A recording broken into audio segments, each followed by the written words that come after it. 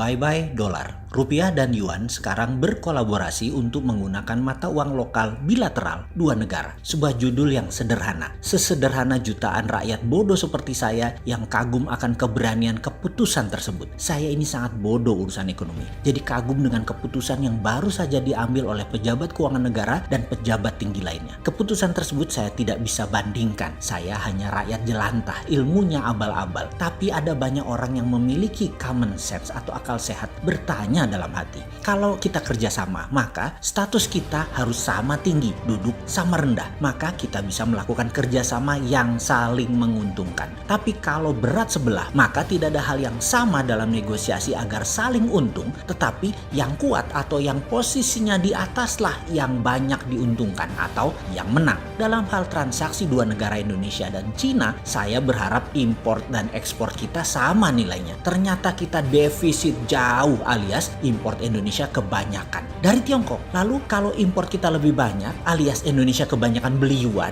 maka posisi kita rupiah tertekan terus dengan yuan dong. Kita jadinya kalah terus alias kita jadi wajib nyetok yuan. Bos, kita dengan dolar saja kita tekor. Ini sekarang dengan yuan, ya kita tekor lagi. Dan karena kita tekor terus, kita harus jadi ambil yuan. Kalian ini nggak kapok ya dikadalin dolar dan IMF. Dan sekarang mau dikadalin yuan dengan obornya. Nggak ada yang namanya kerja sama yuan rupiah di saat neraca perdagangan jomplang minus gede seperti ini. Kita jadi harus punya yuan. Kita kok jadi mirip provinsinya Cina nih sebentar lagi. Rupiah kita kurang terus. Dan Tiongkok apa yang dilakukan? Ya cetak saja yuannya sesuka-suka mereka. Toh ada Indonesia yang beli, gitu kan? Masih belum paham juga ya. Gini, ini versi saya loh ya, yang bodoh ini loh ya. Bukan versi Menteri Mega Bintang atau Menteri Multitalent. Ini si Sontoloyo, ilmunya abal-abal. Di tahun 2009, puncaknya subprime mortgage Amerika printing money gede-gedean. Di mana di mata Anda para ahli ekonomi yang terhormat, nanti Amerika inflasi. Silahkan ilmu kalian pertahankan sampai mati tuh ilmu inflasi. Faktanya di tahun 2010, 2011, 2012 dan seterusnya inflasi Amerika kecil. Bisa dijelasin?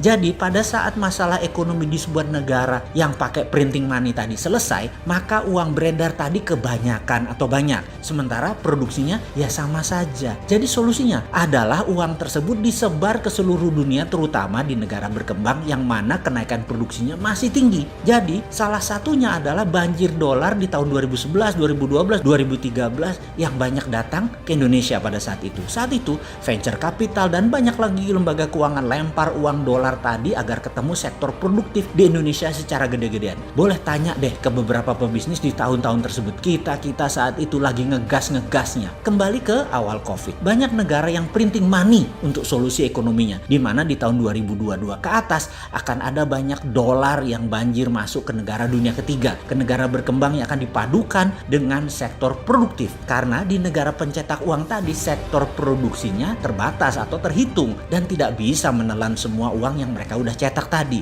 Inilah pentingnya kita berteman dengan negara pengendali dan negara-negara sekutunya. Alias nanti di tahun 2022 kita akan kebanjiran dolar murah. Tapi saya pesimis hal itu akan datang lagi. Karena kelola negara saat ini sangat pragmatis. Karena ingin cuan cepat dengan Tiongkok terlihat lebih seksi. Nggak paham banget geopolitik luar negeri banyak negara. Jadi ya oke lah. Jadi kembali ke masalah yang sekarang. Sudah kadung. Dan strategi Tiongkok di awal COVID solusinya juga sama, yaitu printing money. Sehingga akhir tahun ini dan tahun depan akan banjir yuan. Sementara sektor produksi di Cina tidak terlalu baik amat karena dunia belum recover. Paling enak yuan tadi dipakai untuk dagang atau untuk bait atau untuk umpan dagang.